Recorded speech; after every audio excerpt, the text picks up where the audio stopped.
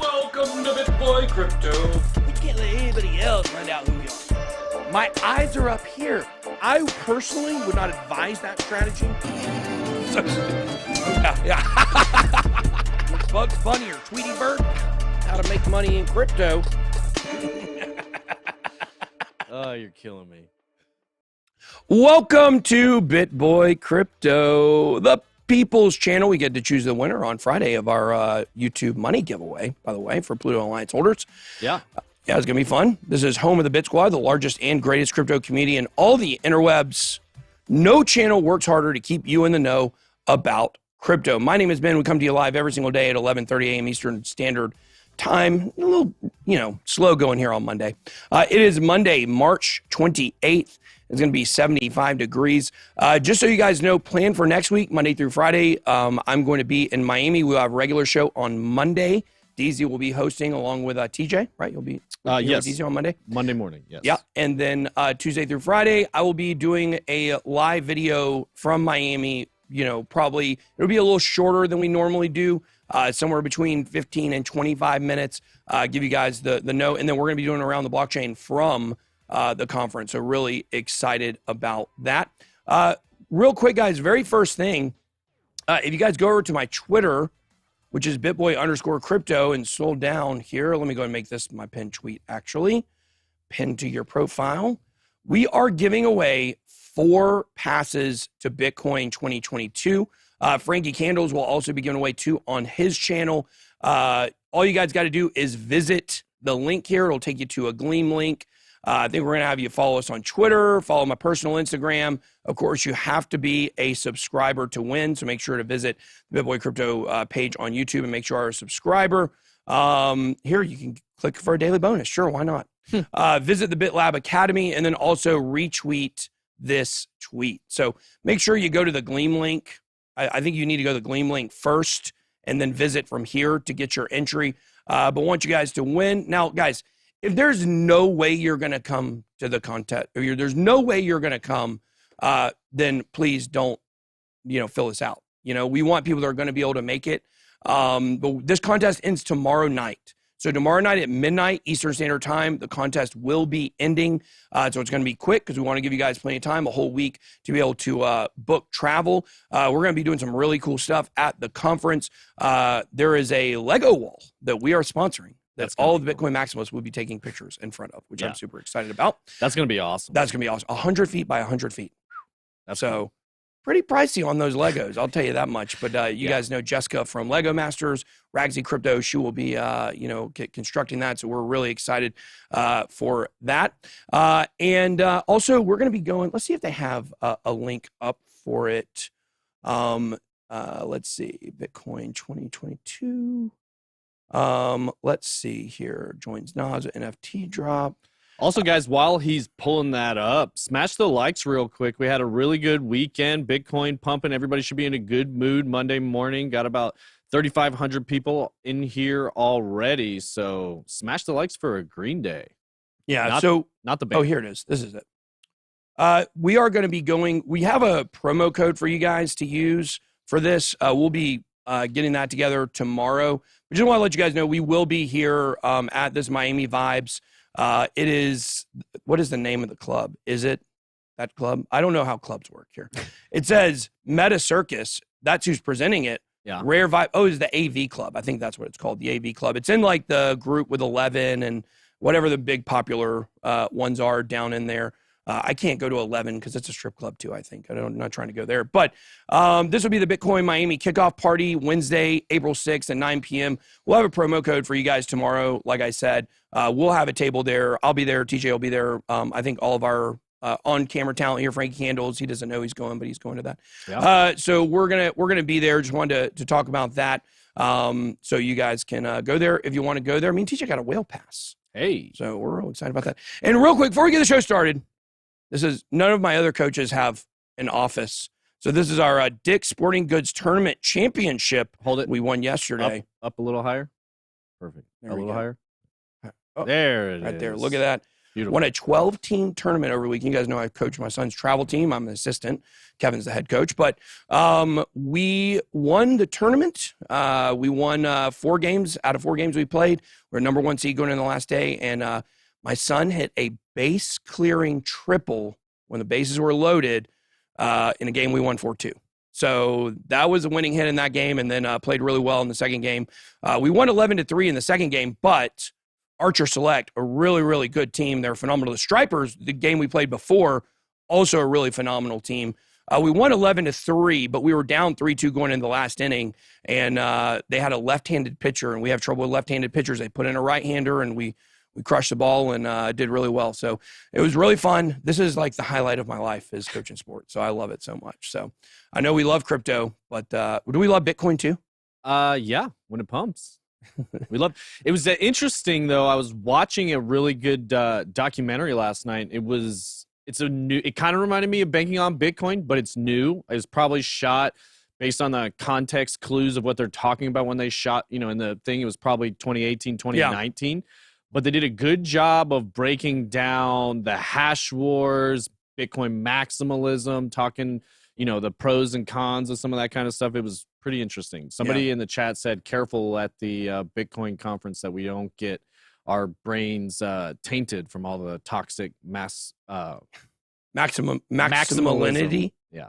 Toxic maximalinity. Yeah. Well, I'll tell you this about the Bitcoin conference. You've got your hardcore Bitcoiners, but most of the people at the conferences hold altcoins, and it's a little bit different vibe than it used to be. For sure. And I think the people organizing it understand that. Still, part of the Bitcoin magazine people don't get it.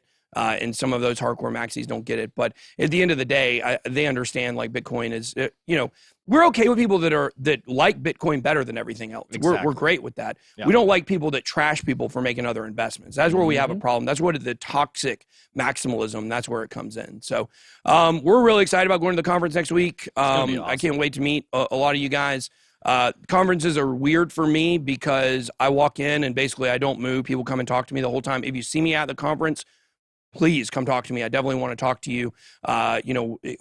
People, they come up to me and they thank me for, everything I've done in crypto, and they thank me for all the content that I make, and they're very appreciative, and that's awesome. But it really is true when I say I'm as appreciative for you as you are for me, because I remember when this channel had no subscribers and nobody watched these videos. If it wasn't like for the loyal BitSquad members, then I wouldn't be anything. And so big thank you to the BitSquad. If you ever see me in public too, certainly come talk to me. I love talking to people. So what do I think about the Will Smith slaps? Did we put up some memes, Johnny? Did we pull it up? Oh, did we in somewhere? No, we never pulled any up. Let's pull up some Will Smith memes real quick while we talk about this. Will Smith meme. Then we'll move on to the markets. I know you guys are really itching to talk about that stuff. Yeah. Let's see here. Images. Let's see here. We got this one here. This is a Batman. This is one of Justin Williams and I on the original BitBoy and HODL Instagram. We used this one. It was like, I invested in Tron. And then this guy. Yeah. This says the ketchup bottle that's almost empty me. That's pretty good. I made a tweet about this where I said, let's see, me trying to enjoy the weekend Monday. I made a tweet about this where I said, Will Smith's biggest mistake was not going close fist and knocking Chris Rock to the ground. If you're going to go full crazy, you can't leave the man standing. I'm not saying what he did was right, because I think if you go to that, it's basically a roast and you have to be prepared for that. Nothing's off limits. They bring up the most controversial stuff on there for sure. I mean, they were talking about Anthony, or is it Anthony Weinstein? Is that his first name? Harvey. They're talking about Harvey Weinstein and like people that knew him, like the next award show after that. So yeah, I didn't know it was coming. Did the joke cross the line about Jada's alopecia, where you lose your hair? Will Smith made fun of someone with the same disease many, many years ago. So I think it was a little overkill. Some people think it's staged. I do not think it was staged simply because of the emotion that Will Smith showed in his apology. That is like that out of control, like my whole body is shaking and I can't control my emotion the way he was talking. And that seemed to be very real. People say, oh, he's a great actor. That is a very hard thing to mimic, to be honest with you, and to make it real in that moment. So I do think it was real. I don't think it was staged. I think the open hand was ridiculous. If you're going to go hit a man, you need to hit a man. You don't need to slap a man. That's not the way that goes. And plus, Chris Rock took it. He took a ticking took a hit and kept on ticking. Mm-hmm. Took a licking, kept on ticking. He didn't. He barely even flinched. So it wasn't that hard of a shot. If you're gonna go make this move, you got to make a move to remember, not something we're gonna be like, are we sure this guy can still play Muhammad Ali? That was my first thought, to be honest with you. So it was ridiculous. But if it was staged, you have to admit that is all everybody was talking about today. Yeah. And so this definitely, I would have never talked about the Academy. Was it the Academy Awards or the Grammys? Academy Awards? Yeah. I don't even know because I don't care. Like, who cares about award shows? Well, except for the Blockchain Influencer Awards that we'll be hosting this year. That's kind of what I was saying. If, like, this is probably one of the lowest rated ones they've had in years and years and years. So if they have some big thing like this and everybody feels like they missed it, it could be really good publicity for it. But I don't know. Yeah. Who cares? Well, it was definitely interesting. I woke up this morning. It was all the people were talking about. And Bitcoin's at 47K. So, like, I made this tweet here where I said, more importantly, why is anyone tweeting about Will Smith when Bitcoin's at 47K? Exactly. So let's go ahead and move into the markets here. Don't forget to enter our contest pin tweet, by the way, if you were late. One of the things you can do is you're going to follow the Dad Jokes for the Win Instagram. We may change the name on this, I think. Yeah. Me and TJ were talking about this morning, but this is me and my son yesterday. So what a great picture. That is cool. He still has the highest batting average on the team. He's batting over 500 for the season. He had 3 doubles, a triple, crushed it this week. So really proud of him. He's batting cleanup these days. So definitely doing really great. Caught a ball at the fence in the outfield from this kid. This team, Archer Select, had the biggest boy I've ever seen at 10 years old. He was literally bigger than me. So he crushed one over the fence, and they did a choreographed home run dance. So you know that wasn't the first time. All right, looking at the markets here. Moving on. 2.144 trillion. Holy crap. Hey, look at that. Look at that. Volume's good. Yeah. A lot of people saying being slapped is more humiliating than being punched. Yeah, maybe from a woman, I would think maybe being slapped. But I think a man, like, if you're going to hit a man, I think it's humiliating for the guy doing it to have an open face slap. That's just how I feel. Or open hand slap, I mean. Keep saying open face. Where are you seeing on that, TJ? I tend to agree with you. Yeah. Now, if they had gloves on and he took the glove off first and then slapped him, maybe I could see that. 24-hour volume, $125 billion almost. Bitcoin dominance, 42.1%. I think that's up a hair. ETH dominance up 0.1% from last week. Last time we looked at it, ETH gas, 76 Gwei. That's going to come in at 38 Paraguays. How did you guys like the portfolio video? Hope you guys enjoyed that one. Had a lot of positive comments on that. Chris Higgins says, Frankie Candle's up over 100% on 6 assets due to Frankie and his trading expertise. Let's go. Let's go. Frank, I'm afraid Frank's going to outgrow me. You know? So I was telling him he's going to be a celebrity at the Bitcoin conference. Yes, everybody's going to be coming up wanting to talk to him. We've made a lot of celebrities on this channel. You know, Jay Chains and Brian. People love them. Yeah. People love Justin and Deezy. It's all fun stuff. So and fun. even you, even lowly me. And don't, guys, I did want to say this. Don't forget to follow TJ on Twitter. Like, we don't say this, but he is under Hit Network on Twitter. It's Hit Network _ That's correct, right? That is correct. Yeah. So make sure to go follow TJ. Make sure to do that. We don't shout out his socials enough. Bitcoin coming in 47,574, up 6%, up 15% for the week. Ethereum. Man, we got big Ethereum news today, and we got huge XRP news today. Such a strong move above 3K, too. Man. I mean, guys, don't you remember when like 4,000 was like a huge deal? Yeah. We're inching back up towards that. We got BNB coming in at $437, XRP at 88 cents. Let's go. Now that price model is at 84 cents by the end of the month. I mean, look, we're not at the end of the month yet, but might exceed that. Cardano up 35% on the week. Yeah. $1.22.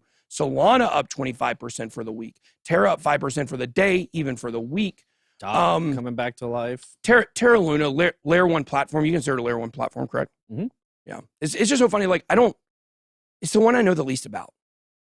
Yeah. And it's like, I don't even really know how to talk about Terra. We probably need to change that. Yeah. I should probably do some deep research this week on it. Avalanche up 9%. Polkadot up 21%. Dogecoin up 26%. That is very bullish for the overall market. Raoul VDB says, I love portfolio video. Sad that you sold VET. I think you'll be sorry about that in the future. I think we will see.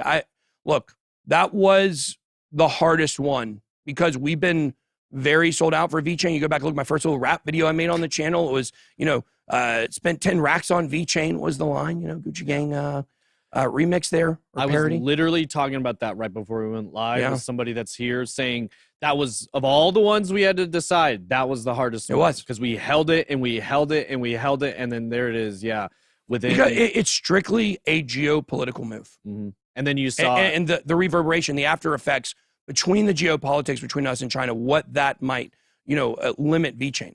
Yeah. What were you going to say? I was going to say, then, of course, as soon as we sell it, this is crypto, pumps 28%. Yeah. On the day the portfolio... Well, like I said, we did not make it. Almost all the moves we make are financial. And you do have to take emotions out of it. Mm-hmm. This move was not financial. This move was... It's just hard for me in today's culture that we're living in the United States and Russia and Ukraine and China siding with them and India and Saudi Arabia. It's hard for me on good conscience to hold on to VET right now. It's just hard. Like, what do we want?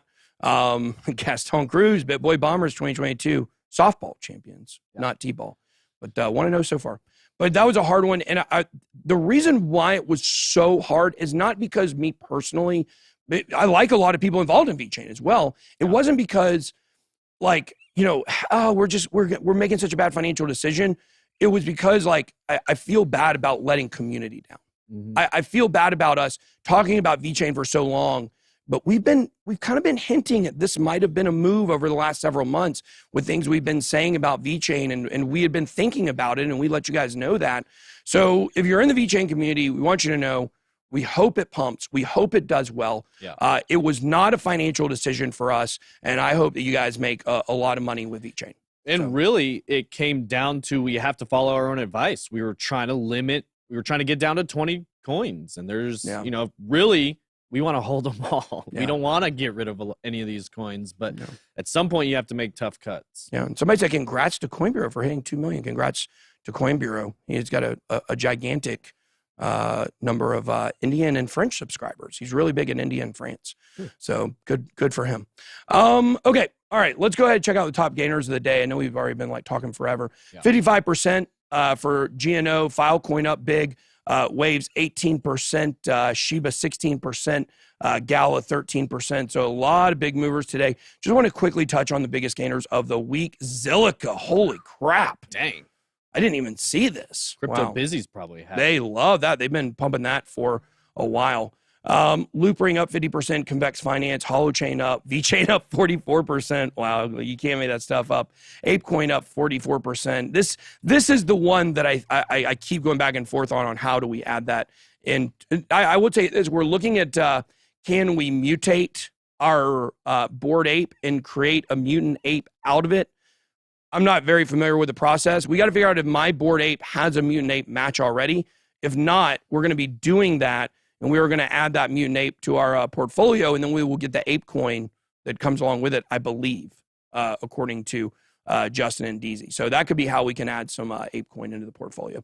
Real quick with Market Watch, Bitcoin over 400 million in liquidations. The bears are feeling the pain. And I keep going back to what Altcoin Daily talked about on around the blockchain one day, where they kept talking about max pain and the price has got to go down so much lower and things like that. Well, max pain can be on the other side too. When you got a lot of people that are feeling very bearish when the price pumps above resistance, then that is max pain on the bears. We have not seen max pain in this market. No. We also did not see max euphoria in the market. And that is what is leading me more and more by the day to believe, and it helps when the price is going up, that we still maybe have another leg to this. Benjamin Cowan might end up being proven correct, might be at all-time highs by the end of the year. It definitely is a realistic, maybe not probable yet, but it is moving that way, a realistic scenario. And I think a lot of people are talking about that max pain theory. You got to remember, the max pain has to come after max euphoria. You can't have medium price pump max pain. That's generally not what we see. So, all right, Bitcoin shot up above 47K. It's on a steady path as it enters the 7th consecutive green day. That is bullish. Price point we haven't seen since January 2nd. Unbelievable. 13.5% in the last 7 days. Worth noting, it led to $410 million worth of liquidated positions. So really good. And the last little story here before we bring Frankie Candles up, Bitcoin may have hit 47K, but supply data reveals that yak. Don't talk back. Bitcoin's latest rally saw more bullish influencers and traders on Twitter throw confetti online as they celebrated the rise of the king coin. I hate these little phrases they use. Yeah. Before you join the porty, as Jay Chain says, it's important to slow down and consider the risk that investors who bought the dip might be in a mood to sell. Here's what the metrics reveal. Pretz time, Bitcoin is trading at $47,000, having rallied 5.26%. Meanwhile, the real celebrations were after the coin hiked above 47K. We are back above 47K. What contributed to this? We've been talking about the shock of the war. We've told you that war is horrible for humanity, but it tends to be it has positive effects on markets. We've looked at invasions. We've shown you the empirical data on that. It's factual. So that probably does lead to some of this, but we also have short liquidations that have, disappeared off the market. As far as exchange activity is concerned, Sentiment's data revealed that Bitcoin is swiftly running away from exchanges. This is something we talked about last week. That's why none of this should surprise you. Pull the Animoca Brands question for Q&A later. Additionally, levels were still dropping. Price going up, levels still dropping. So this is very bullish right here, guys. The one thing we have to watch are for people taking profits. That can certainly have an effect on the market. Frankie, come on up here. Let me open your chart. And do want to say, guys, as Frankie comes up, if you guys enjoy the show, make sure that you guys are smashing the like button. Number one thing you can do as a member of the Bit Squad. When are we releasing our meme, Frank?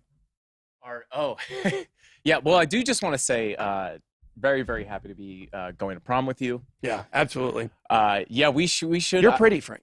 So are you. Thank I you. mean, we are the best looking couple at prom this year. That is for sure. If you guys remember, I think it was on Friday, me and Ben did a little prom pose here, and some Pluto Alliance community members had they had a good time with that one. We got deep faked. It's absolutely hilarious. It's so funny. Crying, laughing all morning. Yeah. There's like 10 of them. I'm sure There's one that's way better than the rest, in my opinion. Yes. So. We'll put the best ones out there somewhere will. so you guys can see. We're going to put it on TikTok and probably Twitter, I guess. Too funny. But yeah, guys, it's feeling good. I'm starting to feel really good. We're going to take a look at Bitcoin. Where are the next resistance levels that we have to keep an eye on?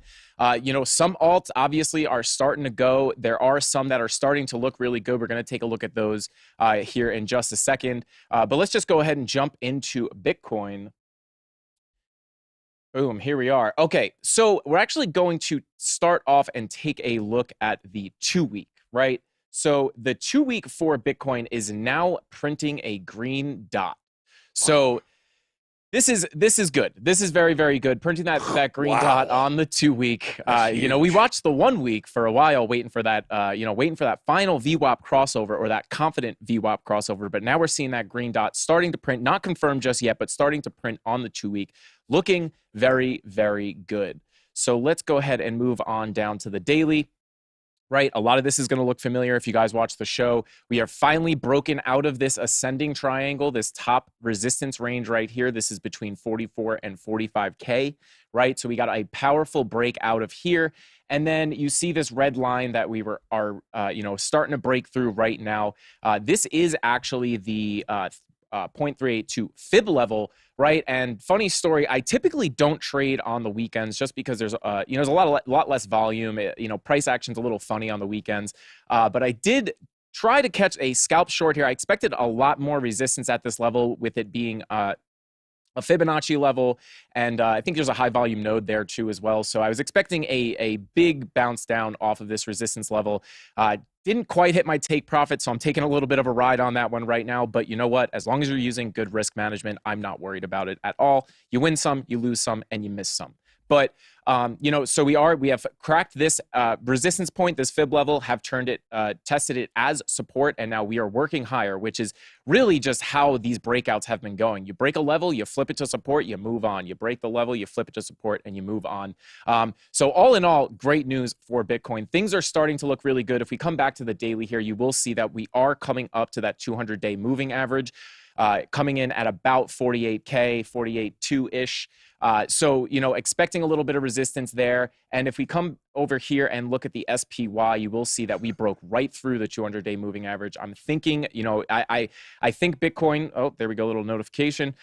We can see that same breakthrough of the 200-day moving average for Bitcoin. And guys, I mean, we're on our way to this goal. I mean, this golden pocket felt so far away. You know, I felt a little weird. Not weird. Can we start calling it the hot pocket? The hot, yes. Yeah. Done. Let's stuff that thing. I like it. Yeah. Yes. So this hot pocket was feeling pretty far away, but I mean, we are just moving right up there. And if we can get above this 200-day moving average, it's going to start looking very good. And you will see here, we do have confluence between this spider line, this green dashed line, essentially just acts as a line of support and resistance. But we do have some confluence if we do start working our way, you know, up here towards that spider line, right? And that does come up right by the golden pocket too. So should see some strong resistance there. And real quick before I leave you guys, I do just want to point out that the 2-week is also printing green dots on a lot of these altcoins. These altcoins are starting to look like they're primed and ready to go. This is Cardano, 2-week green dot. I mean, I'll just go down the list here. 2-week green dot on Polkadot. XRP printed 2. I mean, they're all over the place. The alts are starting to. Well, I think XRP is about to run. Yes, I would go ahead and agree with that. And then if we can get some more news on top of that with the lawsuit, things can start. Well, we've got the Goldman Sachs news today. That's absolutely huge for XRP. So we'll be talking about, and that also kind of reflects off of the the SEC case. Like Goldman Sachs is not coming out and saying Ripple is a great payment possibility without knowing that this thing's over. Yeah. Everybody knows the case is over. It's just a matter of time. It feels like it's over already. Well, thank you so much for joining us, Frankie. Of course. Bing bong. Keep my wife's name out of your mouth. Whoa. Oh, yeah. Whoa. Hey, talking about Jess. Frank will make you a mess. Yeah. Remember that. Watch for those hands. Yeah, we love Jess. Jess is a great person. She is. This is what I'll say. We had some people, it was pretty funny here. We had some people who've never seen Frank before. Really? You know what that means? Yeah. They're coming back. The people are coming back because they see the price. Relating to what Crypto Dog said yesterday was this could be the point where the retail comes back in. I think we got people coming, Frankie is our TA guy. You guys can check him out, Frankie Candles. If you go to BitBoy Crypto on YouTube, which I will pull up here. Okay. If you go to BitBoy Crypto on YouTube, scroll down, click Frankie Candles to subscribe. We've got plenty of other channels. We have BitBoy Bits, our behind-the-scenes hit network stuff. Meta Money now at 49.3, continuing to grow. NFT Alpha at 15.7%. We'll have some Players Lounge stuff on here pretty soon, probably. So big stuff going on with Players Lounge. Can't wait to talk a little bit more about that probably in the next couple of weeks. Speaking of people coming back, first time, we got about 7,000 in here right now, which is a good sign of that. Yeah. We never left, guys. Yeah. If you left, we're glad you're back. We've been here the whole time. We're always here for you. Yeah. Every day since 2018. A lot of people still here. And I will say this. We have continually remained, even though there's some other big channels out there, we continue to remain the highest numbers on live streaming. Mm-hmm. We have built such a strong core community here at BitBoy Crypto. We want you to be part of it. So make sure to hit that subscribe button.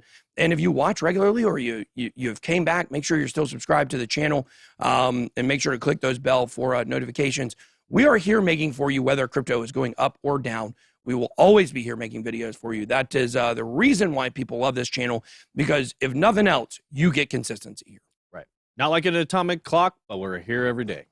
Well, I tell you, if our clock was fixed over here, it was right. We'd be able to. Okay. Massive altcoin short squeeze hits market as liquidation volume reaches $500 million. Altcoin market experiences a series of large liquidations as traders switch from panic to FOMO.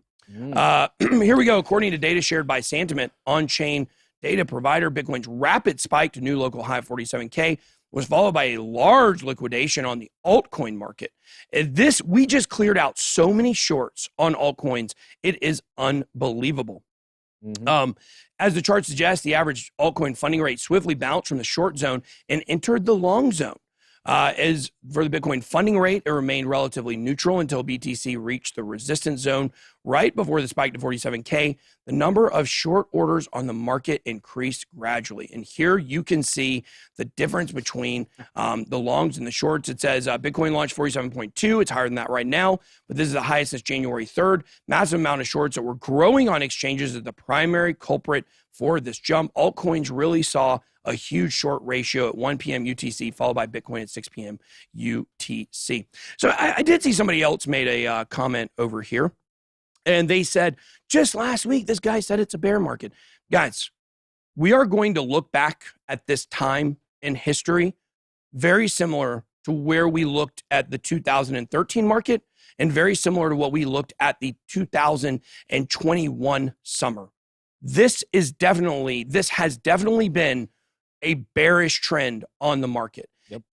Is this a bull market? Is it a bear market at any given point? It's hard to know. But when we look back and reflect on this time, when we went from 69K all the way back down to 33K, an over 50% drop in the market, this will definitely be considered another one of those mini bear markets similar to the summer of last year. But this one lasted a lot longer. This one looks like it, at least about 6 months or so, thereabout, somewhere around there, 4 to 6 months, whereas the summer was from May to July. And to be clear, we're not out of the woods yet either. We still need confirmation. We still need positive move up. Yeah. We talked a couple weeks ago about in 2019 how we saw that big move up towards 14K when 20 was the all-time high. Yep.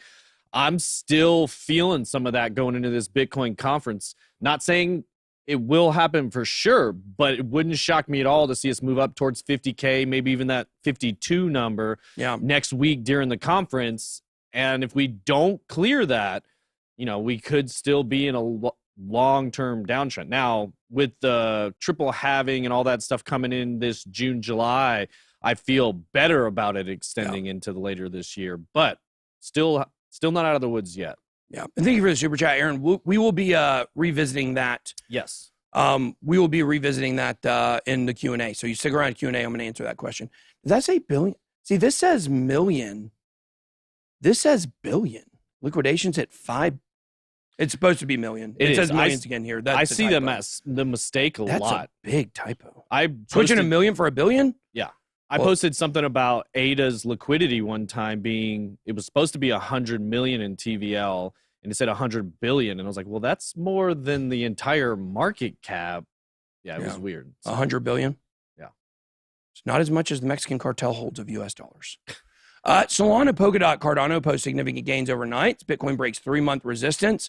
And guys, somebody made a comment over there and they said, oh, look, here he goes, covering up, no matter what happens. We've been telling you guys for 5 months, we don't know where it's going. Yeah. So there's no covering up. Like we've told you, we don't know where it's going. We thought we knew last year and it did not happen. And we've been very honest with you. We've been trying to figure it out just like you guys. We're all in this together. That's the whole point. And the most honest YouTubers and content creators out there have all been pretty consistent saying this is, we're in some uncharted territory. Yeah, exactly. So if it does turn out that this is lengthening cycles, then Benjamin Cowan's going to be proven correct. But there have definitely been times over the last several months where he has been extremely shaky on his own theory. So we've been teetering in between numbers that have been very strange for Bitcoin. So when you go back and look through November, outside of the max euphoria, I mean, it really had matched our, the traditional Bitcoin cycles up until then. But now it looks like we could be seeing something different. Geopolitics, world events maybe playing into that. Or maybe it was always going to be this way. It's really hard to know. On Sunday, the crypto market saw notable gains as it's ranked in the top 10, posting over 5%. Sunday, we saw a lot of bullish momentum come into the markets with the 10 foremost crypto assets seeing gains of over 5%. Ethereum moved over 5%, continues to outperform Bitcoin marginally. Love that. Bitcoin and ETH. Somebody asked the question. They said, if you're more bullish on Ethereum than you are on Bitcoin, why in your portfolio do you hold more Bitcoin than Ethereum? It goes back and forth, to be honest with you. Right now, that's where we're at, but we're constantly moving those two coins around because when we buy real world assets, those are usually what we move. That's what we move into other altcoins. So right now, we've got more Bitcoin than Ethereum, but for about the last year, it's probably been about 50-50 given on the day. So Well, just so you guys know. And one quick pump changes that real Absolutely. fast. Absolutely. So this summer, I have a feeling we'll have a lot more dollar value of Ethereum than Bitcoin. But it's really about we want at least 100 Bitcoin and at least 1,000 ETH, and those numbers slowly grow. The dollar fluctuates a lot. Yep. Factors like Fed policies and uncertain crypto regulations left investors skeptical of on-risk assets like crypto. However, in the last couple of weeks, the crisis in Europe appears to have heightened the demand for digital assets, which have so far played a significant role in supporting Ukraine's war effort. And the fact Russia's planning to accept Bitcoin for its exports. Whew, man, that is insane. Do we have the Bitcoin mining story on here today? Russia, I don't see it. Maybe we do get to it. But basically, Russia said they are working to urgently legalize crypto mining there. So more stuff coming down the pipe. 3 low cap altcoins explode over 52% or more. Storm X, one of those coins. Is that Quark Chain? QKC? Yep, Quark Chain. And Zilliqa. So they were calling Zilliqa low cap. That's interesting. But we got some coins moving. Maybe I'm in an altcoin season. Maybe blockchain backers right. Maybe everybody's right, except for me. I'm just kidding. We've been pretty spot on this year. With the things that we have said we feel strongly on. The market has really behaved very docile over this year so far. Outside of one major dump that we had from 45K back into the 30s, it really has been like. The best way for me to say this is the markets have been leading us to believe where it's going to go. If we saw momentum start downwards, it generally was trending downwards. When we would have a big pump, and get above resistance, we've been generally staying in those, reaching new support and finding a new resistance range, but, bouncing around in there. So while we haven't known where it was going to go over the long term this year, for sure, we've been telling you we haven't known. The markets has been pushing us to kind of gently know which direction it's going in. And right now it's gently telling us we're probably moving above 50K, but we don't know the time frame. We're not seeing gigantic pumps. We did see a big move yesterday from 44.9 to 47.7. But in general, and that was, I guess, over the last 2 days, really, it's been inching up. And when it's getting above support, it's just living there. It hasn't been extremely volatile so far. So moving on here, recession signs, looking at signs of a possible recession in the United States. Stocks advance as global bond yields stabilize. Market wrap. Stocks rose and sovereign bonds stabilized on Monday as investors weighed economic risks from inflation and tightening monetary policy against prospects for continued growth. U.S. futures turned positive while Europe's stock 600 advanced. Most Asian shares lost ground, with Chinese stocks falling as a pandemic flare-up raised worries over disruptions to business opportunities. Global bonds steadied after an earlier slide. Japan's 10-year rate gained even after the country's central bank announced 2 unlimited buying operations. The dollar rose and the yen fell to a 7-year low. Japan going all in on crypto and Bitcoin recently. There's a big story about that. Shares in big U.S. energy companies declined, which makes sense based on all of the oil news. Growing number of money managers are betting equity indexes have already largely been priced in bearish bond moves. The long and the short of it is right now, it feels like that what we are seeing right now with the bond moves and what we're seeing with the stock market is it seems to be losing a little bit of steam while crypto is gaining speed. This is very similar to what we saw at the beginning of the pandemic. But the main thing I want to say here is, I was saying that to collect my train of thought, is that when it comes to priced in, when things are priced in, it seems like all the bad news is already priced in. And we're seeing good news, and we're seeing positive signs. That's what's making the market rise. We all know the Fed's raising rates at this point. They've already done it. We know. Has that been priced in for the entire year? That's the question. Open Mouth Eats. Can you pull that comment for Q&A? Sure. Thanks. We'll get to that one at the end. Ukraine talks are still in development. I don't have a lot of faith in Ukraine talks really soon. Some key events to watch this week. The president releasing the 2023 budget. The U.S. GDP gets announced on Wednesday. OPEC and non-OPEC ministerial meeting to discuss production targets, and the jobs report is on Friday. These have generally been bearish things when they come out. We'll have to see. What was really interesting, though, was that we saw the weekly close. We saw it pump leading up to the weekly close. We also saw it pump leading up to the Q2 expiry. And now, well, Q1 expiry, excuse me, moving into Q2. But we've seen those moves already, and they both went bullish. Now we're seeing things continue in a bullish direction. We're not seeing a big retracement. So what are we going to see in April? J-Chains said April's going to be great. I tweeted about that. Recession signals light up as section of U.S. yield curve inverts. The recession could have bearish implications for risk assets, including Bitcoin. While Bitcoin's bullish breakout has brought cheer to the crypto market, U.S. bond market appears to signal an economic recession, all part of what I believe is a larger deflation plan. I still believe deflation is something we will see. I think it just continues to move a little bit further out. They have to at some point. But maybe that is what will ultimately bring on a gigantic bear market in crypto and everything else. A recession plus deflation could be an economic crisis that we haven't seen certainly since 2008 here in the United States. But the spread between 10 and 2-year yields, another widely tracked section of the yield curve, was 12 basis points short of inversion at press time. I'll be honest with you guys, I'm not very familiar with inversion on a yield curve. That's something I'll look into so we can talk. Sound a little bit more educated about this when we talk about it. But here is the 30-year to 5-year bond yield. You guys can see right now the spread turns negative for first time since 2016. So I guess that's when the yield goes negative is what that means.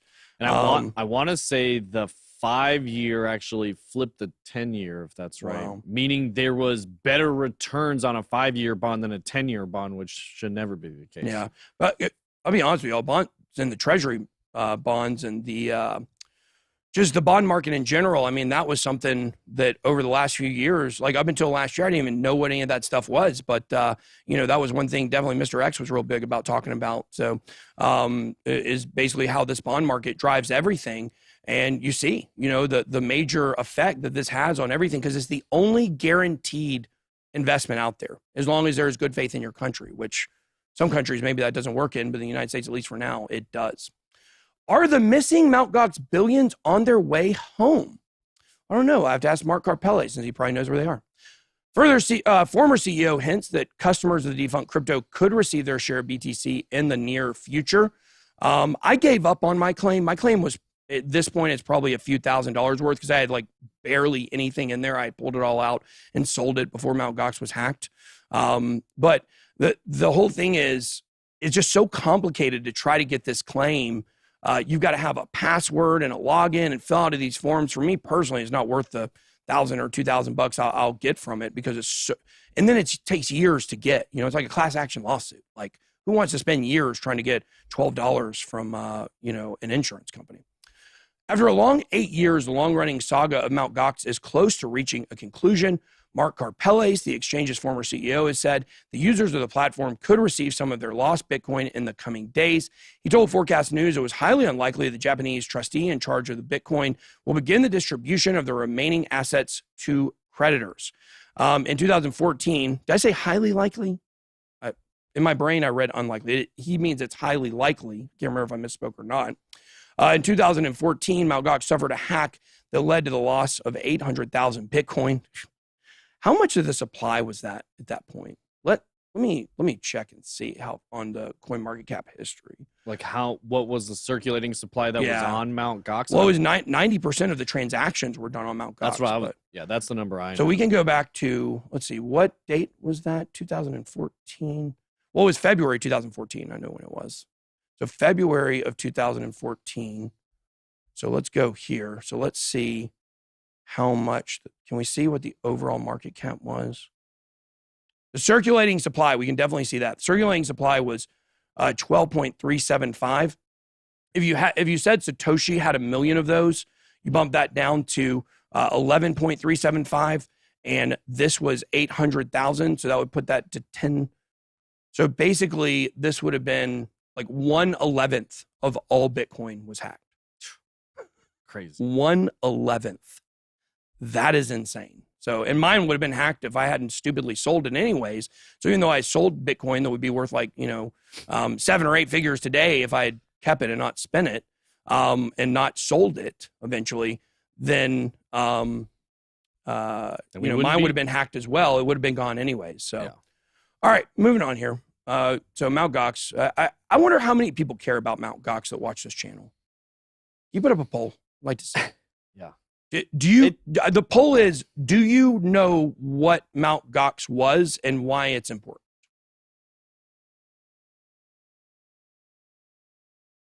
Yeah, I just want to know. Former Goldman Sachs exec explains why he spent 140 ETH to buy a Bored Ape NFT. On Friday, March 26th, former Goldman Sachs executive Raoul Pal spent 140 ETH on a cartoon picture of an ape.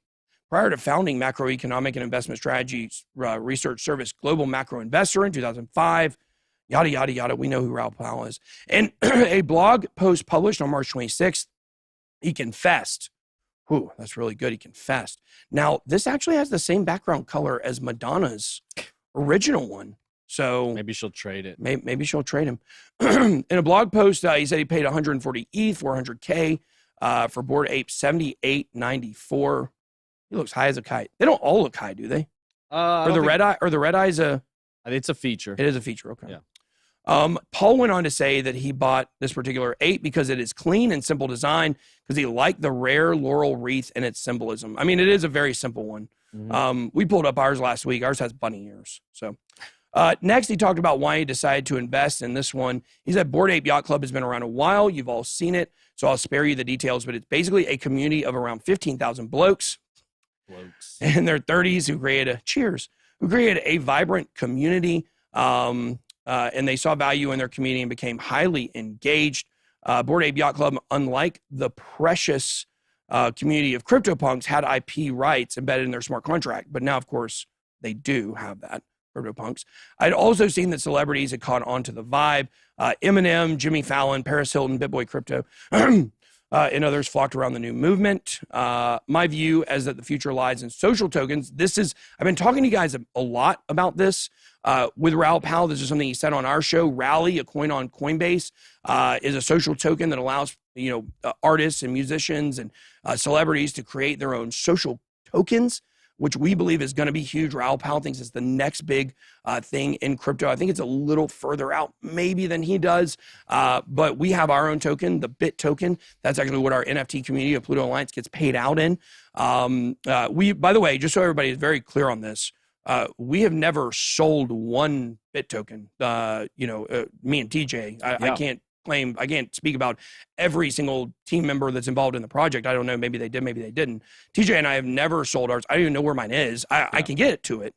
But people that would say like, oh, you move the price, you try to sell it. Never sold one. Wouldn't even know how to right now. No. And we put it out long term as cheaply as we possibly could. You can't put airdropped, it out. Yeah, not a sale. Airdropped it. Yeah. Started, I think, at a penny and then let the market. I don't even know what the price of it is. I think right now it's like 20 cents, 10 cents or something. Yeah. Maybe. I don't know. Let's go look. So it's basically for our community, people in the Discord. We do tips and fun stuff. CoinMarketCap and CoinGecko. Yeah.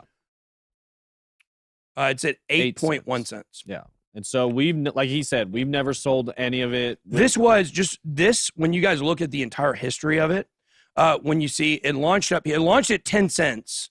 That's year to date. No, it launched at 26 cents back in 2020. It went down, it went up. This was when it got listed on CoinMarketCap, and a lot of people that held it sold it during that time, and it was a slow grind down here. But we do expect the price to climb. I'm not telling you to invest in it. This is not financial advice. But we do expect the price to climb as we are paying out the community in BitToken, and we also will be seeing BitToken integrated into different metaverse and NFT projects that we have in the future. So. Yeah, it's really just something we do for fun for the community. It's not a money thing. It grows over time. It helps people learn about projects. That's the whole point of these social tokens. This is the whole point. It's not so artists can put out a token and make all this money and be super rich.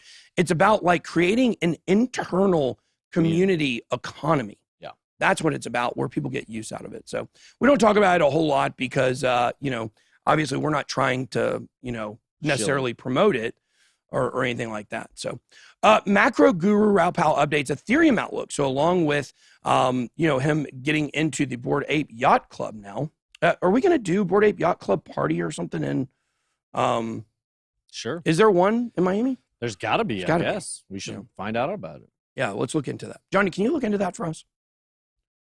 Bored Ape Yacht Club. Bored Ape Yacht Club party at Bitcoin 2022. Can you see if you can find if there's information on that?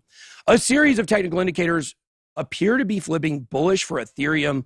According to Raoul Pal, he's identified a chart pattern that suggests ETH is on the cusp of cementing a bottom and beginning a sustainable uptrend. That's a weird He said that funny. Your well, I pauses. said it, but then I was like, what did I say? I had to go back and read it. It looked a little weird.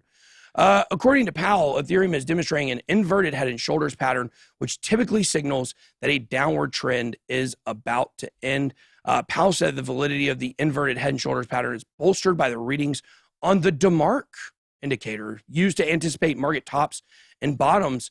It is showing a 13 and a 9 tomorrow. So breakout possibly fails on the first attempt, which is pretty typical of this pattern, obviously. Almost all support, or resistance, it takes a few times to push past. Usually a trend line sharp pullback into the middle of the wedge and then an upside break. Probability that the inverse head and shoulders or inverted head and shoulders is a very bullish pattern. It's valid. It is more, the validity of it is increased significantly by the weekly DeMark 9 that is in its place, nailed the low pretty much perfectly. We're all trusting him on this because I've never heard of this indicator, obviously. Powell also says when Ethereum is paired with Bitcoin, the second largest crypto by market cap, it appears ready to steadily outperform the crypto king. Again, there it is again, the crypto king, before breaking out of a channel that dates back to May of last year. So this is something we looked at with Frankie Candles last week. I think maybe on Friday we were looking 50-50. Wow. Yeah. 1,200 votes, 50-50. Very interesting, which makes sense because 50% of our audience came in last year. Mm-hmm. 5% came this year, and the rest were 2020 and older. So people that probably, know a little bit more about Mt. Gox. People who've seen Banking on Bitcoin know what Mt. Gox is. Yeah. And I actually watched a really good one. Somebody asked if, favorite documentaries. There's a new one out right now. Seems like it was released in 2022 called Cryptopian or Cryptopia or something like that. Goes over, I don't know if they got into the Mt. Gox stuff, but they definitely got into the block wars and the, the hash Bitcoin, wars. Hash wars, block size, all that stuff. Bitcoin Cash, Roger Ver, Calvin Ayre, the whole thing. Yeah. So they did a good job. I didn't finish Calvin it. Ayre sent me a DM on Twitter, I think. Oh boy. I think he did. It wasn't anything hostile. No, they've reached out before. I haven't seen them. Him and Craig Wright have been like really silent, I think. Or maybe I just don't see him anymore. No, they've reached out one time asking if we wanted to cover the largest lawsuit for Bitcoin history, basically. And I was like, yeah. Obi-Wan Kujoheb says, BitBoy unblocked me on YouTube. My skin isn't pale enough to be in the basement crew. Did you just get banned? Because if drop your YouTube link. Twitter. No, what? No, drop your YouTube link in the basement over there to your profile. Yeah, and we might have somebody maybe. We did just clear all that stuff. Yeah, we just cleared everybody, and we're adding back, people that are really obnoxious. So, if you haven't been there in a while, you might go back. You might be unblocked over there. So, we block people that say extremely negative and violent things. So, we've been talking to our moderators about being a little more. Lenient. What's the word? Lenient. A little more lenient on that. We don't mind when people say things that we disagree with, or if they disagree with me. We just care. Don't use bad language. No, Daniel Santiago, you have not been banned because I see you right now. So yeah, people that are not adding anything, they're only saying negative things, that seem to be personal. Like we get rid of those people, of course, because they're just trolling. But long-term Ethereum holders accumulate $12 billion in ETH in a matter of weeks. Whoa. In a matter of weeks. Long-term holders of Ethereum, and I would tell you something really interesting. I talked to he said he was a troll, but those days are gone. Thank you, buddy. We appreciate you. Hey, we can all grow together. That's if we turn trolls into BitSquad members, what more can we do? That's the highlight. One of my favorite things is when people tell me like I used to hate you and I didn't like you, but now I love this channel. And I think can be a pretty common sentiment.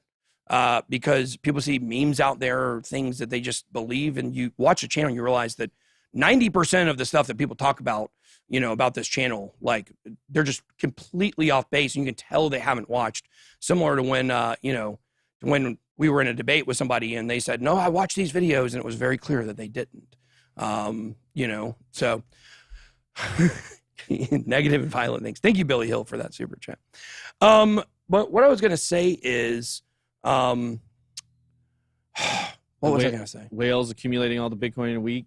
Yeah, but what did we, there was something else I was going to say that was change. Why was your voice so high pitched before? My voice changed forever when we did our first meetup in Las Vegas in February. You can go back and look. Yeah. It's really strange. So, okay, I can't remember. I was going to bring something up, but I cannot remember now what it was. Long-term holders of Ethereum have been accumulating. I remember. It's very important. This is very important, something to say. 2 conversations this weekend. One with Laura, the realtor, and then number 2 with Jim, my best friend. Yeah. Both Both of them said that they were losing faith in Ethereum and they were worried about all these Ethereum killers. Oh, that's good for Ethereum. Yeah. That's bullish. Yeah. Yeah.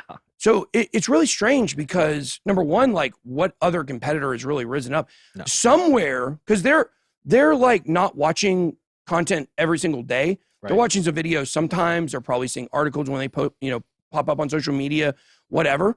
But the whole thing is that, they both are getting the same message, and they're both kind of on the fringe of crypto. I mean, Laura's pretty heavily invested. I don't know where Jim is right now with his investments, but the whole thing is that's a message that's permeating out there. And I told them both, I said, no, that's wrong. Yeah. Like, there's no such thing as an Ethereum killer. The only Ethereum killer that exists is Ethereum. Yeah, they'd have to make a massive mistake. Yes, they have to make a massive, like your own worst enemy can be yourself. That's the only thing that can mess up Ethereum, is them messing up the merge completely. Them messing up the move to ETH 2.0. Like, it doesn't help anything. It's horrible. That's the only thing that will cause other projects to get significant market share. It doesn't matter if they're faster. It doesn't matter if Solana's faster or cheaper. What matters is that Ethereum's got the biggest pool of developers. Yep. It has the biggest number of dApps. It doesn't have the highest number of transactions anymore, I don't think, but there's a lot of reasons for that. It's not because it's not a great project or widely used. So a lot of people are using layer 2, and I don't think those are counting on the Ethereum transactions. Guys, don't sleep on Ethereum. Ethereum is, people ask me, like, what's the coin I've got to invest in? Look, XRP, I love XRP. There is still a slight possibility that this would go the opposite way with the case. There is a risk there. I think it's very minimal and basically doesn't exist, but it does actually exist. There is a chance something goes wrong in this SEC case. With Ethereum, there's nothing. If Ethereum does get phased out, it's going to be phased out slowly. It's going to be slow market share taken away. Guys, the fastest is not always the best. I can't remember we talked about last week, like hamburgers, right? Like, what is the number one place that sells hamburgers in the world? It's McDonald's. Do they have the best service? Do they have the best burgers? Like, they actually have, like, the worst press of any fast food out there. But what do? They sell the most burgers. They got the most locations. Being the fastest and the cheapest isn't always the end all be all like you think it is. So, did want to say that, because if they're getting that message, that means there's people watching this that are getting that message. Do not sleep on Ethereum. Yeah. If I was looking at a thing over the weekend when you were talking about the developers and the development coming out, and if you look, it's not even. Five Guys has best burgers, yes. Yeah, they are good. It's not even close, the amount of development on Ethereum compared to everything else. Like, it was, Optimism, Ethereum, all the different parts of Ethereum, far and away hundreds of thousands of, updates, commits, whatever you want to call it. Everything else, barely even on the radar. Solana, barely on the radar. Yeah. AVAX, barely on the radar. So it's not even close. And we have Wick589. Can you pause the YouTube chat? Scroll up just a little bit. He says ETH has the most corruption behind it too. Scary. JP Morgan, big position behind it. And they say XRP is a banker's coin. Can you help me figure this out? Consensus, that is partly owned by JP Morgan, runs MetaMask. What does that mean? Like, why is that corruption in Ethereum itself? That's Ethereum of a third-party company that develops software and wallets on Ethereum. Consensus is not Ethereum. The argument is very similar to centralization within the development. So it's basically like saying, it's basically the same attack on Blockstream, the development for Bitcoin, saying it's centralized and they're incentivized to push their software solutions versus open source updates on. I would be very curious to see the overlap of general Ethereum developers and consensus developers, because that's the problem with Blockstream is that this is why, and most people don't care about this. This is the politics of crypto, but especially the politics of Bitcoin. But the argument is that basically Bitcoin has an X number of developers. They're all volunteers, I believe. I don't think any of them are paid. Blockstream is a company that does Bitcoin development on top of other development, like a third-party development company. But a lot of their developers are also those volunteer Bitcoin developers. So because of that, the argument is that basically Blockstream and Adam Back, who some people think is Satoshi, I don't, but can basically push the development of Bitcoin in the direction he wants to go because he has a paid relationship with volunteered people that do Bitcoin development. I don't see this as the same thing. I mean, I think, that this is... Consensus is a third-party company. It's not Ethereum. Vitalik is not calling Consensus. You know who a good person to talk to about this would be? That ETH developer that is always posting the updates from ETH2. I can't remember his name. Maybe somebody remembers his name. Like the last 24 hours in Ethereum, where he updates all that stuff? I don't think it's that guy. I don't think so. It's a guy who's always posting kind of the official ETH2 updates. Maybe somebody will know his name. So yeah, Consensus is Joseph Lubin's company. He was a co-founder with Ethereum, but he left Ethereum. Yeah. I don't think him and Vitalik probably have that great of a relationship, to be honest with you. Maybe they do. I'm not sure. So I know we're getting into the weeds of politics here. So. And it's really what it comes down to is they claim centralization within Ethereum, within the development, within the incentives, which if you go deep enough into the politics of almost any blockchain. Tim Biko. You can find some signs of centralization on some level or another. There's no such thing as 100% decentralized. Right. Doesn't exist. And what you'll see is each project key in on the weak points, the centralization kind of key attack points for each project. Yeah. Bitcoin would be the Bitcoin development and Blockstream and some of that kind of stuff.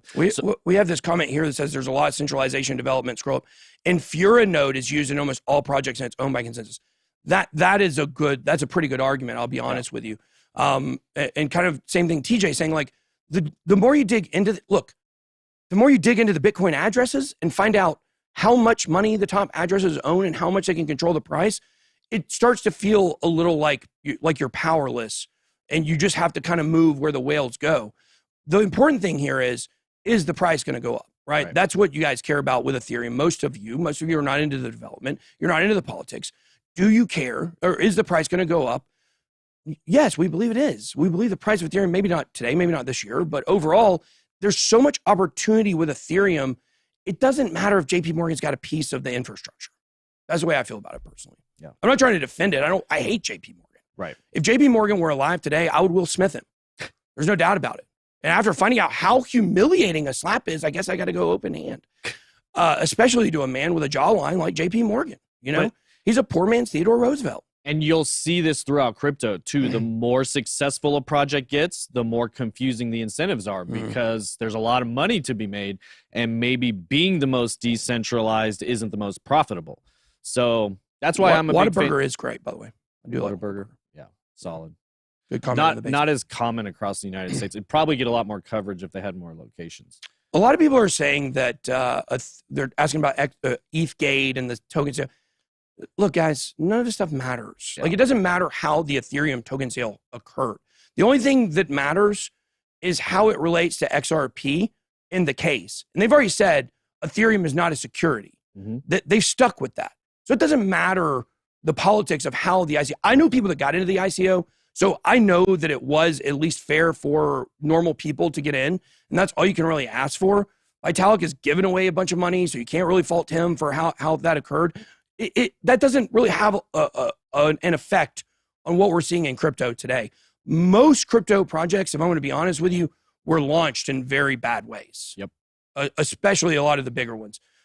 I'll be honest with you, the way the XRP token sale went, the only reason they're going to get out of calling it a security is because of Ethereum before it, and because of what William Hinman said, and because of the fair notice. The mismanagement of the SEC, really. They botched it up. Yeah. The SEC has botched this up from the time of the token sale until now. If you were to look at actually, like, if we're all being honest, if you look at how it launched, there's a big argument to say it is a security. There's a big argument to say Ethereum is a security. Bitcoin, the only one you can't really say that with. Mm-hmm. Almost every other coin that was not airdrop, you could call a security. So, that's one reason why the XRP case is so big right now, because it's going to clear a lot of other projects, I believe. But it doesn't matter how the Ethereum token sale went. That doesn't matter for today. We can't look back at history and change things. We can only look at where we're at today, to be honest with you. So, if you love fair sales and decentralization and best peer-to-peer coin, we'd all be using Rayblox or Nano right now. They were the best by far. Well, it's the same one. Yeah. Not Rayblox or Nano. Well, they have a new name now. Do they really? They rebranded again. Again? Yeah, they rebranded again. Yikes. It is now, well, they rebranded the ticker. It's XNO now. XNO. Here, I'll pull it up. XNO. Nano. Nano is rebranded to a new ticker. This is a top sign right here. One of the most fair launches ever, one of the best at peer-to-peer transactions, but not great to speculate, make money with. So there you go. All right, Bitcoin Lightning Network and clean up Twitter, says Michael Saylor. I'm not a huge Lightning Network fan, but I am a big Michael Saylor fan. I do like him. In a Twitter conversation with Tesla Thief, that Thief or Chief. And this is part of that whole thing with centralization on Bitcoin too. Yeah. Lightning Network, not a lot of incentive for people to do it in a decentralized way. Great incentive for one company to facilitate all this to get all transaction data. So Twitter conversation with Elon Musk and Jordan Peterson. Saylor suggests that the social network could monetize malice by introducing a paid for orange checkmark on tweets. Saylor believes Bitcoin's Lightning Network could and should be leveraged as a means of creating a security deposit scheme. I'm very interested to see what is going to occur. Thank you, Joe Smith. I'm be really interested to see what occurs with Twitter's bullishness on Bitcoin now that Jack Dorsey has left. I don't really know what his pull still is there. He's a hippie with a nose ring that no longer works for Twitter. But Bitcoin Lightning Network could verify scammers and spam bots. And I've always said this. I was having this conversation with somebody this weekend about these social media platforms and how negligent they are in these scam and impersonator posts. Someone was telling me about another scam ad playing on YouTube ads before our videos. The thing is, I could sit down with the people from Twitter. I could sit down with the people from Facebook. I could sit down with the people from TikTok. I could solve this Instagram. I could solve this entire problem with an hour conversation with all of them. They won't listen. Here is another solution to this that Michael Saylor is giving. Will they listen, or are they negligent? People, when they get scammed on these social media platforms, I believe Twitter is negligent. They know this is a problem. They make zero effort to clean it up. That's the definition of negligence, in my opinion. Yeah. Twitter can solve the problem of scammers and spam bots. They allow real humans to post 50,000 sats via Lightning and get verified with an orange check mark. They can limit comments and DMs to verified accounts.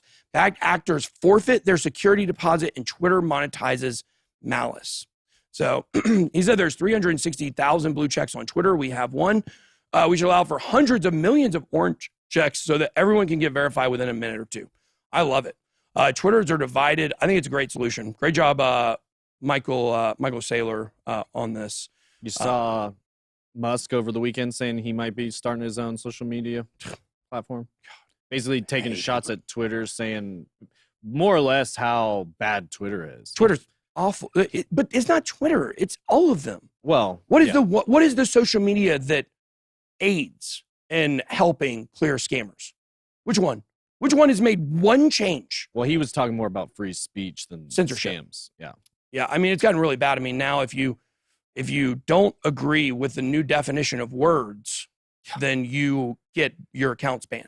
I think he put a poll up that said, do you think Twitter's doing a good job, adhering to free speech principles or breach. something like. Yeah, it's hard when I hear myself back, but It's hard when I hear you too.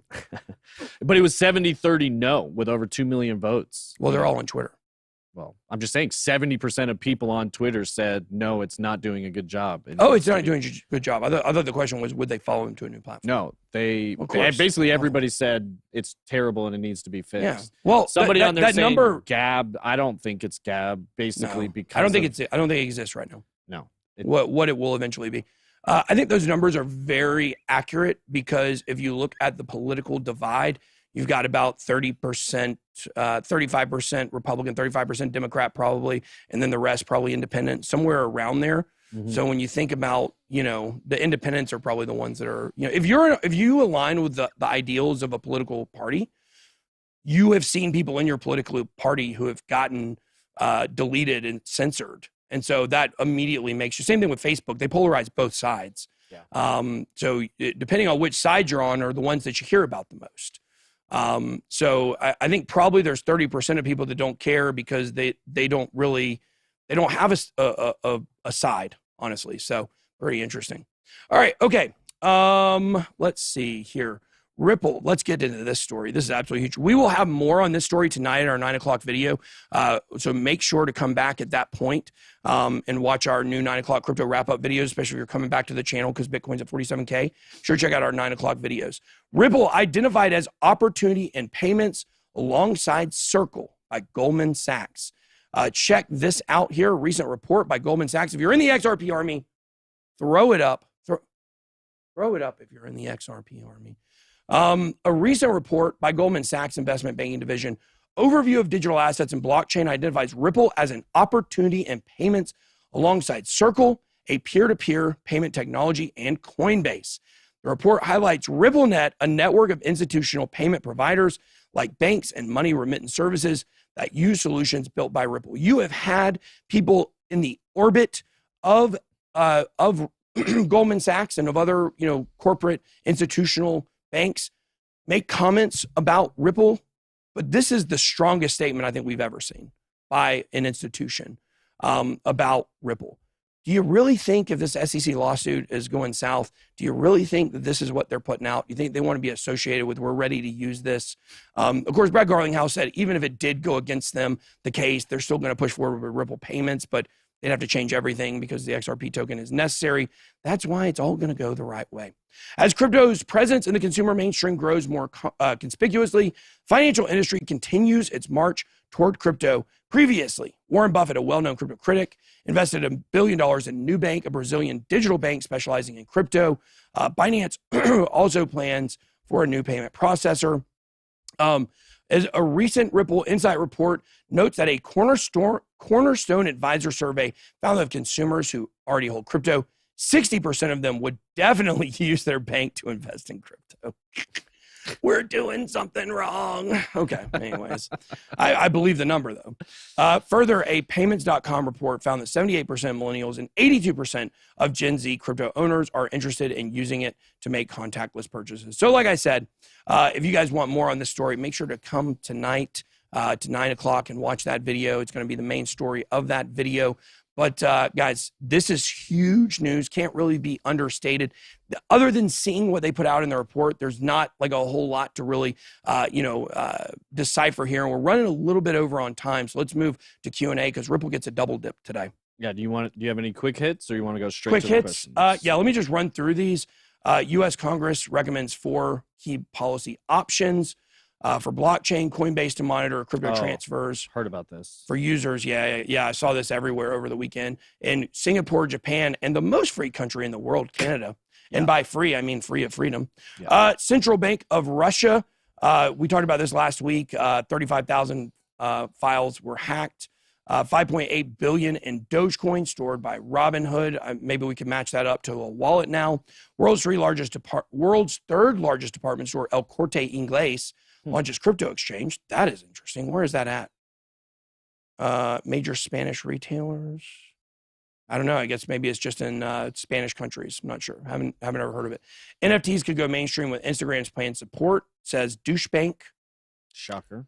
Silk Road founder Ross Ulbricht to drop Bitcoin NFT collection. Heard about that. Maybe that would be a good It's his birthday good yesterday, BitBoy right? special. Was it? Or over the weekend at some point, I think. Yeah.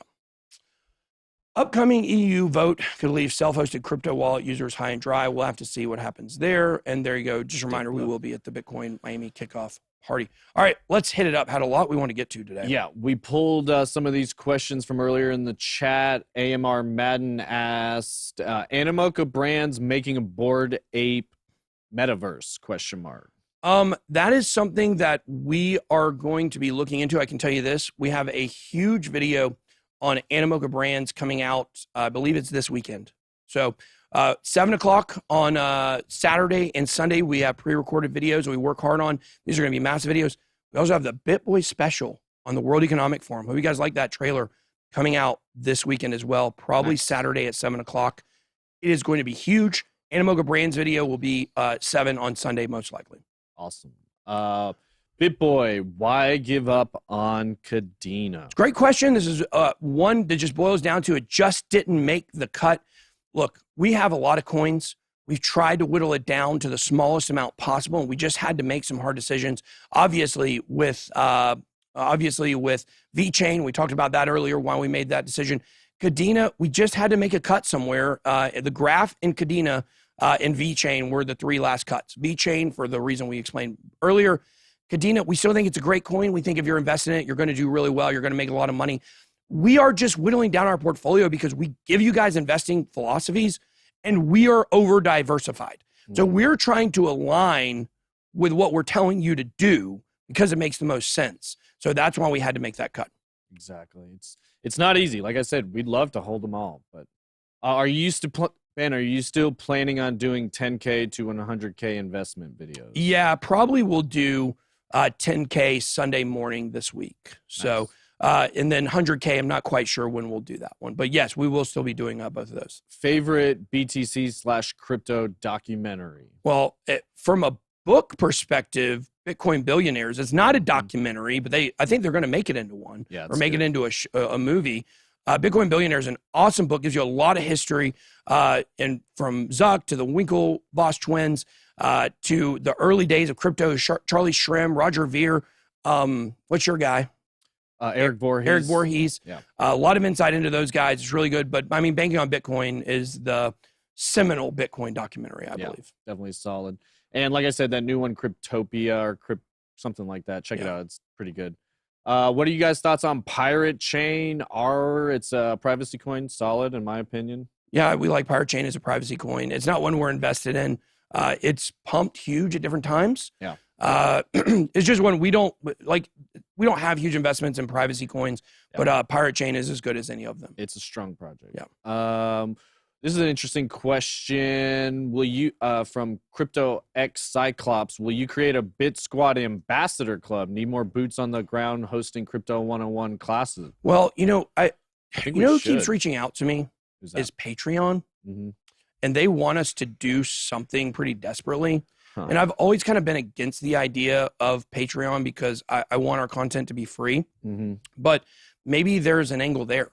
Maybe there's an angle where we could show people how to do meetups, or I don't know, something. Maybe I'll take a meeting with them and at least start to figure it out. We could create kind of the inner circle of the BitSquad. Yeah. We make it really cheap though. It wouldn't be. Yeah, I think we could do something cool in the Discord where there's a special channel for those ambassadors or something like that. Because I think that would be great to get the BitSquad ambassadors helping crypto newbies, like he said, with that 101 kind of stuff. Like we've got BitLab Academy, but getting some more instructors in there, that sort of thing. I just found that when we have, like, we had Vimeo reach out to us and we had LinkedIn reach out to us, and it was a while when I finally took the meetings with them, and they both had really good ideas, and it was really beneficial. Yeah. So I think I'll do the same thing with Patreon. I'll see if we can do a call with them and see if there's something there that would make sense. So maybe they're actually separate things. Maybe the Patreon would be something different, and then we have an ambassador club, because it doesn't make sense that they're going to be ambassadors doing meetups that we would make them pay or something. So I don't know. We'll figure it out. Yeah. So, all right. Well, guys, that's all we got for today's show. We went over a little bit, but it's a fun day, exciting day. A lot of people in the chat. Love you guys so much. That's all I got. Be blessed. Good way out.